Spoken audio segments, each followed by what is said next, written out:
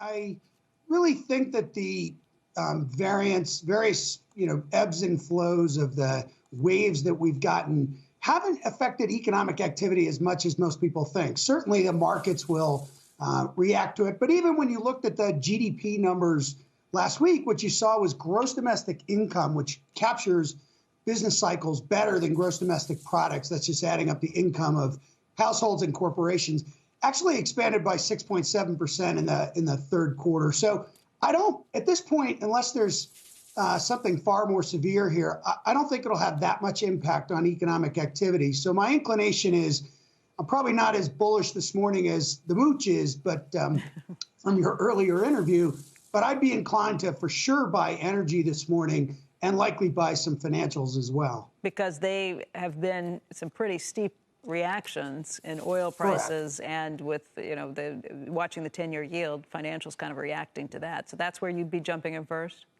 Right. It looks to me like, we have serious uptrends going on in yields because the economic activity is getting better, because the Fed's likely to accelerate the taper, a whole myriad of reasons why rates ought to go higher. And that's good news for financials. But more than that, they're benefiting from increased credit demand. The credit cycle's certainly been a positive for them. And you've got valuation on your side. It's the cheapest sector. Energy has positive revisions. The release of the SPR to us is I don't know, I'm trying to couch my words here. It's less than 2 days, and it's just not a significant event. Inventories are tightening. Unless you really bring economic activity to a halt, the energy market's going to get tighter and tighter. Policies in your favor for being long energy stocks as well. So those two sectors really stand out to me, and those are the ones that are getting hit the worst. So that would be where I would be inclined to try and take advantage of what is probably an overreaction. Degas, how about you? What do you do today? Yeah, I agree, because what we're looking at is that you have to determine if you're a long-term investor or a short-term investor.